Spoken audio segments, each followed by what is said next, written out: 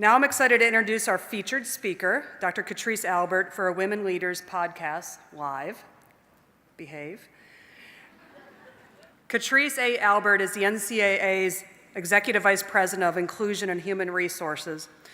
In this role, she leads efforts to enhance diversity, inclusion, leadership development, and education and community engagement. A woman of many hats that I'm sure many of you can relate.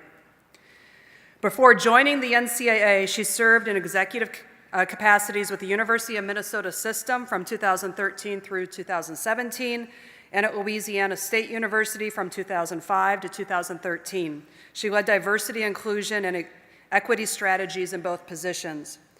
Katrice frequently writes, speaks, and consults on issues of intercultural competence, educational and workforce diversity, gender and dynamics of power, the complexities of diverse populations, educational access, community university partnerships, corporate social responsibility, and the application of psychological knowledge to ethnic minorities and other underserved populations.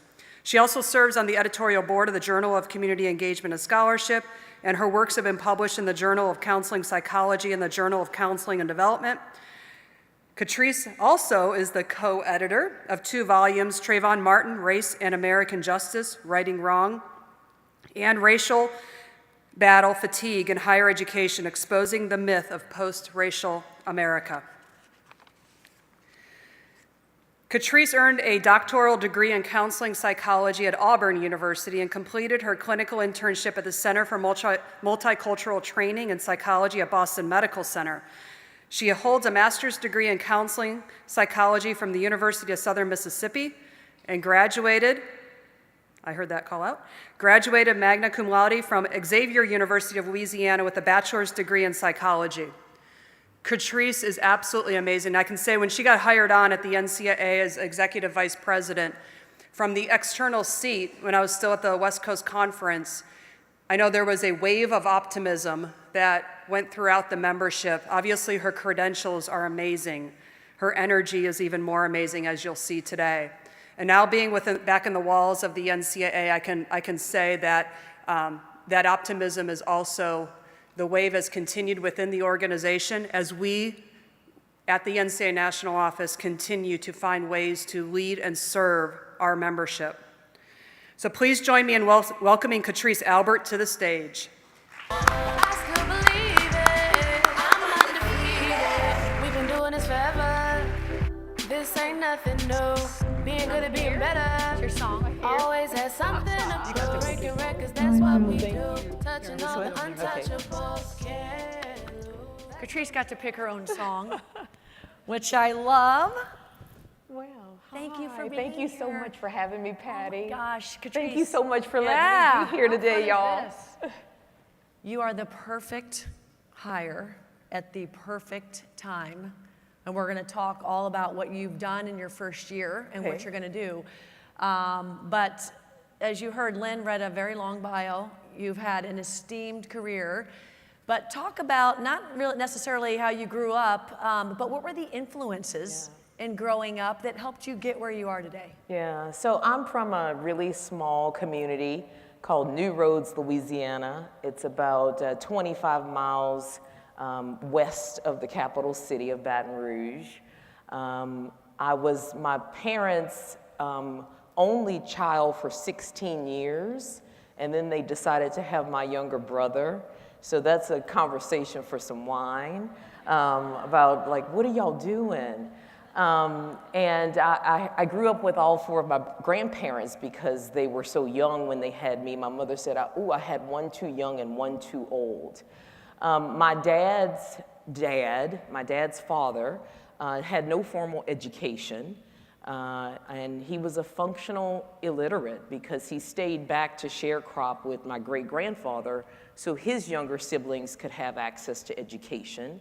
And my mom's dad was the first African-American to be granted a business license in our community. So, you know, the differences in economic class was seen early on. But in South Louisiana, small farming community, the characteristics around and the love and passion around family and the Catholic faith and food and football really like made me who I am, right? Because it's those things, but not always in that order on Saturday night in Tiger Stadium. And so those were the sort of the lessons around like a strong work ethic, a commitment to others. New Roads is strictly segregated and still is, division of the race by the railroad tracks, but I was afforded the opportunity for Catholic education because my grandparents and my parents pooled their resources together. So I was sort of a window of opportunity for my friends in my community to learn about my friends in school and vice versa. So I think that that is really what steeped, like, how do we think about race when, you know, not everyone is afforded those same opportunities. So those sorts of experiences sort of guided me.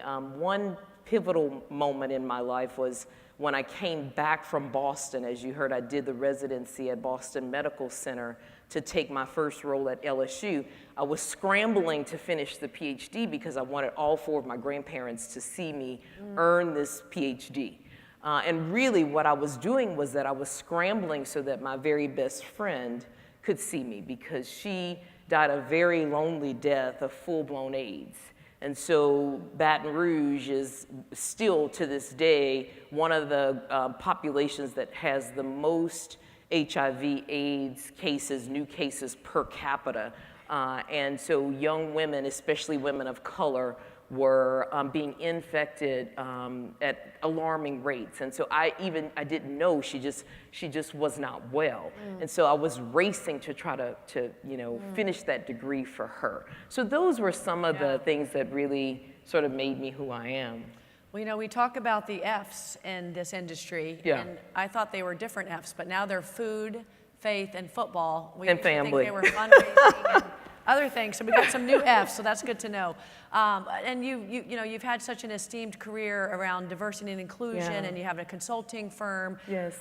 Can you talk about some of the obstacles you faced in order to get to that place where you can do the work you're doing? Yeah.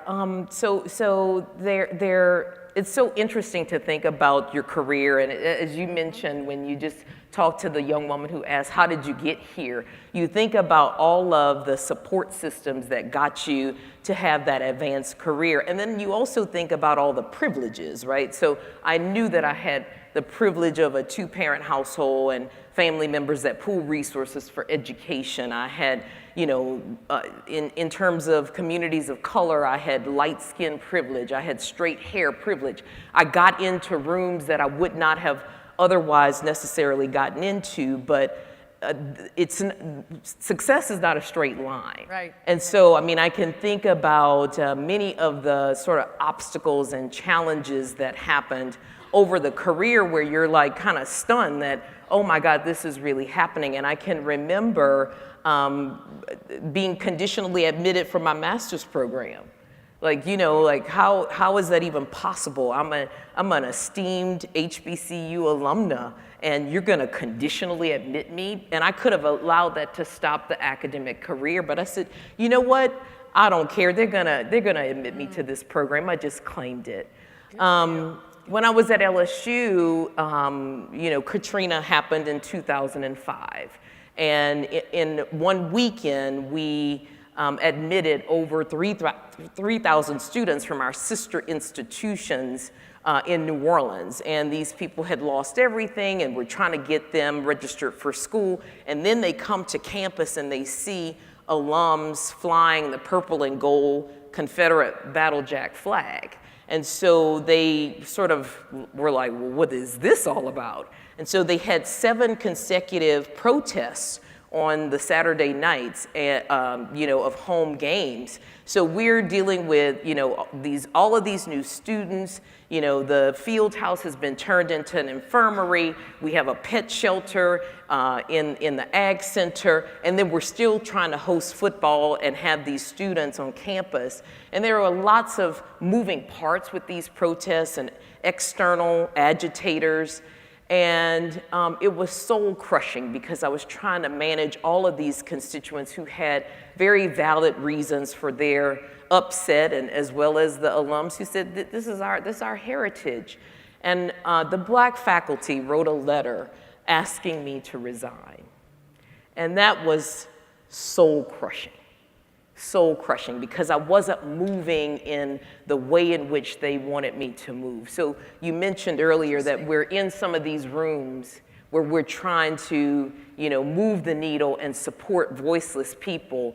And then, to be able to sort of have that happen was like not easy in terms of like thinking about career. So, first of all, let's talk about that for a second, because these things happen that are shocking to us in our careers, or these instances.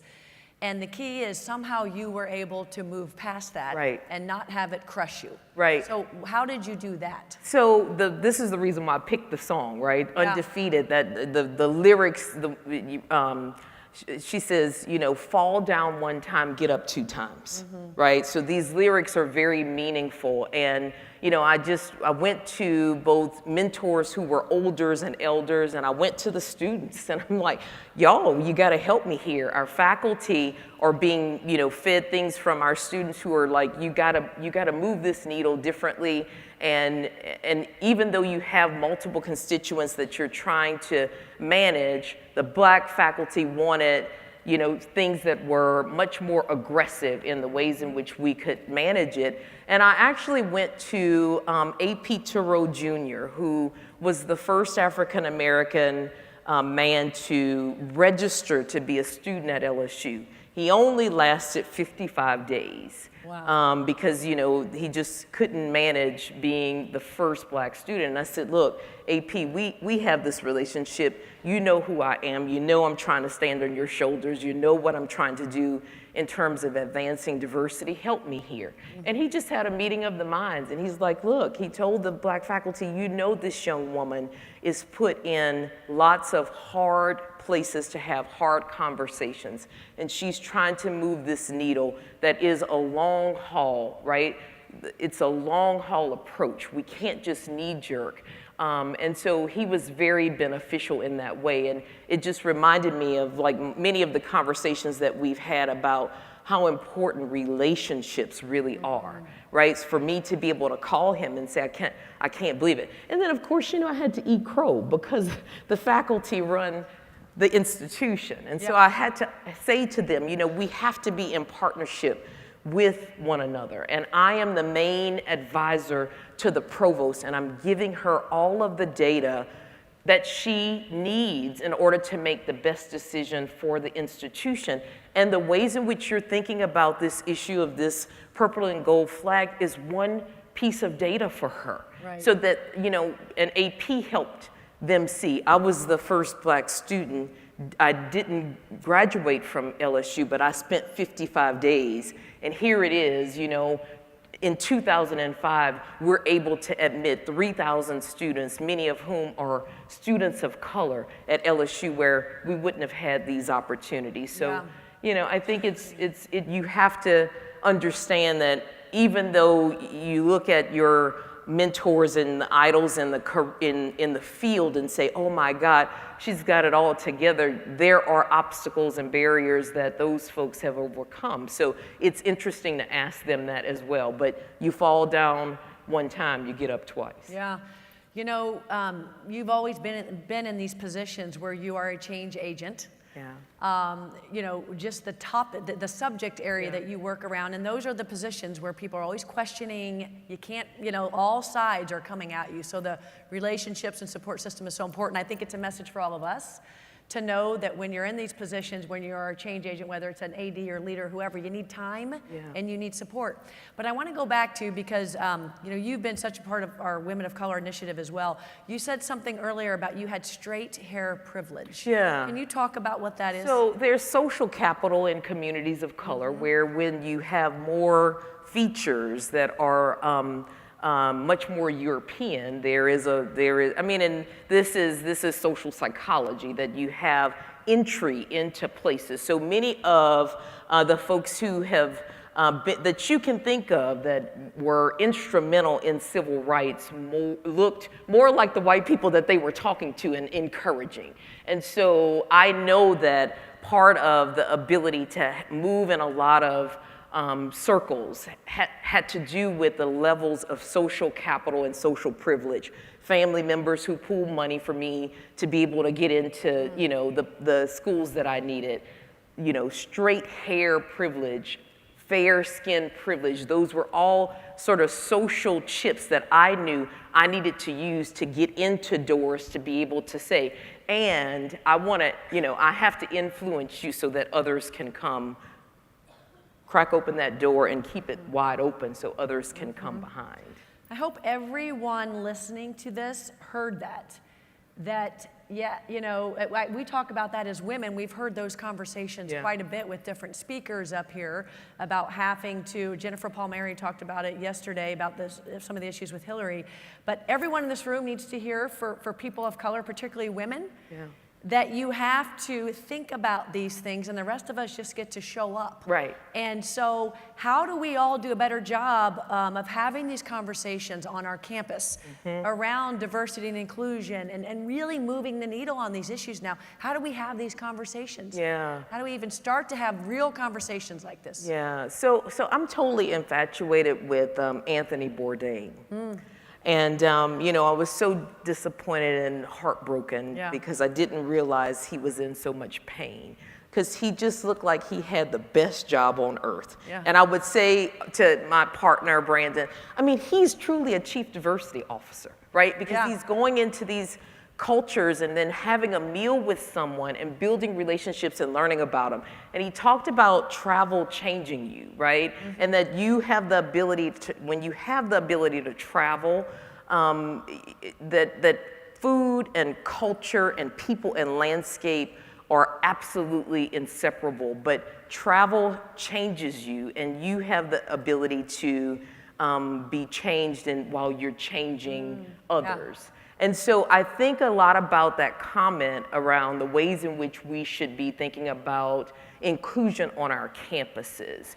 It's a self-reflection kind of experience. You have to first believe and value that inclusion is a real thing and that you're willing to, as Bernie Brown says, rumble with vulnerability. Right? Because these conversations aren't easy. People always say, oh, we've been talking about race for forever. Well, I argue really we haven't, because we hadn't talked about the real either connections or the things that disconnect us. And so you've got to be able to really feel like you want to rumble with vulnerability and then be courageous. Right? To have those one-off conversations and ask those really hard questions. Like Katrice, you talked about straight hair privilege. What is that? You know, to ask those real tough questions, but then to have the expectation of our leaders who are allies to say, we need to do this as a unit or as a department of athletics,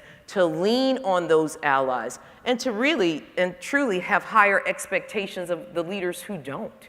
And then I would also recommend, because I came from the academic side of the house as a chief diversity officer, partner with those who can help you have those conversations, because courageous conversations aren't easy. Right. And it takes other experts sometimes. You can't be a prophet in your own land. Sometimes it takes outside, you know, vendors to come in and consultants to come in to help lead those conversations. And then finally, I would say you need to put some action around it. You know, so the talking is action, but then it's time to, let's see what we're gonna do. How are we going to change the climate of our units so that when we do recruit, we're able to retain? Yeah.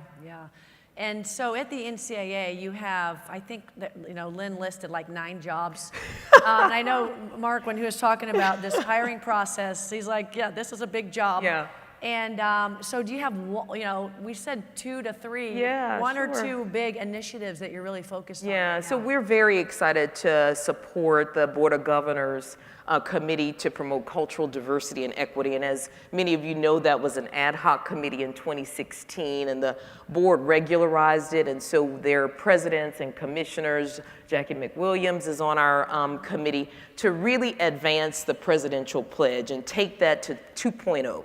To take it to phase 2. And we're so thankful that we stand on the shoulders of Dr. Bernard Franklin, who helped to create that pledge, but now we have to operationalize it. Yeah. And the Board of Governors Committee is really going to be thoughtful and strategic around the ways in which they drive their colleagues to do hiring differently and to hold themselves accountable with looking at the metrics and looking at themselves. And then another big initiative that I think is so important, and many of you do this work in your departments because student athletes are committed to, the classroom and their campuses and their competition, but also their communities. So again, coming from a very small community, one initiative is also around external engagement and strategic partnerships in communities that really have a negative or not so nice perception of the NC2A. These are communities where we host our championships. They're where we recruit our student athletes, where our faculty members do their research. And so you can't do good inclusion work without having the voices of communities who need to see themselves reflected in our work. That's fantastic. You're one of my heroes, as you know, and we are Mutual women Admiration leaders. We Society. are women leaders here, and you are just this amazing leader. As I've gotten to know you and read everything you've done, and you've coached me up so much even this year. But what have you done? What are some things you've intentionally done to develop yourself as a leader? Yeah, so one obstacle that I didn't mention earlier is that I battled the bulge. So if anybody just Googled that short bio that Lynn read, there are images that come up where I have clothes in every size. I'm like Oprah Winfrey. You are rocking those pants right now, I'll tell you that. And so I've been very intentional as I get in these positions that are actually lifestyles, right? They're not just jobs, they're lifestyles. I knew that I couldn't manage the role within the size that I was. So I am very intentional about radical self-care. So I have a nutritionist. I love that, radical self-care. Radical as part of our Fit to self-care. Lead Yeah. initiative. I have a nutritionist. I have a personal trainer that we fight every morning, but I've got to go and meet him. And so that's a part of the intentional development. I get the mentoring from the olders and the elders as well as the youngins, because the youngins keep you nimble and they make you think about things that you never would have otherwise thought. I challenge myself around reading, but I also challenge myself around writing. And so the advocacy work is hard work because it's around the clock, but you have to carve out the time to have your voice in the literature. And so it's really important to, as women, we have an ethos of care. People in higher education have an ethos of care because we care about the human development of young people. But we've got to be able to have some radical self-love and radical self-care as well. So that's a part of the development. I also fall down once and I get up twice. I love that. We are taking that radical self-care and radical self-love. And what a great example, because you are doing so much and, leading. You can't do that if you're not healthy and vibrant, which you obviously are. And I love, we always talk about leaders are readers. That's right. And leaders are readers and writers. I love that too. President Emmert mentioned this earlier, and we've talked about it quite a bit, the rising stars in the pipeline. Yes. I think a while back the issue was, well, there aren't qualified women, there aren't enough women, and now we're saying, yeah, they're right here. We've got the women. But the pipeline needs to dramatically increase. How do we do that, particularly around women of color? Yeah, so future-proofing the industry is one of the strategic priorities, and many of you know from the NCAA and some of my colleagues that I've met here at Women Leaders, you all know that I'm a student of Anna Julia Cooper, and she was the 4th African-American woman to get a PhD. She was a sociologist, thought to have written the first book on Black feminist thought. And she wrote a book in 1892 called A Voice from the South, and she said, "When and where I enter, in my quiet, undisturbed womanhood, without patronage and suing, I am able, only the Negro woman can say, when and where I enter, that the whole Negro race comes with me." Okay, so what do we learn from this historical figure who is the only, fun fact, the only woman of color that has a quote in your passport? So when you go to your passport, look for Anna Julia Cooper. Oh my gosh. And so what do we learn from her when we say, when and where I enter? When and where I enter, I bring women and women of color along with me. And so you open up those doors, you sponsor. You have to advocate. I mean, President Emmerich talked about, well, of course, this is the way it's supposed to be, but he's a man who champions women. I mean, to have 6 women on our president's cabinet and 5 people of color, this is a man who champions inclusive excellence. Excellence is inclusive. So we've got to grow this pipeline and future-proof the industry, but we can't do this alone. I'm a firm believer we get nowhere alone. So each person here, I challenge the board in that we've got to grow our talent pool by getting a shadow for next year. For 2019, you have to bring someone to shadow you, to be at Women Leaders. We've got to encourage women that, being in this industry is one where their career can grow, they can have a grand time doing it, they can really be passionate about the work, but then we also have to challenge those who are in hiring positions to hire differently, to have courageous and brave leadership, to be more intentional when they look around the room and they only see Joni. Yeah. Right? Yeah. And they say, oh, okay, so in my next hires, I have to be really intentional. And let me talk to my colleagues who have done this and done this well. So the pipeline is one thing, but the other side of that coin is intentional, powerful, brave, courageous leadership. I love it. Intentional is such an important word for everything that we're doing, but particularly bringing up the next generation. You and I, when we met in, was it North Carolina for coffee for 10 minutes, and an hour and a half later, we were still not done with our chat, and I wish we had more time here too, because we have so much to talk about. But we always end with this question, and if you had all the women in the room, you've got 1,000 plus some here, but if you had all the women in the world listening to this and you could give us one bit of advice to propel us to our potential and to reach our dreams, what would that be? I would say you are enough. You are more than enough. You're brave, you're bold, you're courageous, you're inspirational, you're powerful, you're warrior women, and you are enough. Amen to that. Katrice Albert.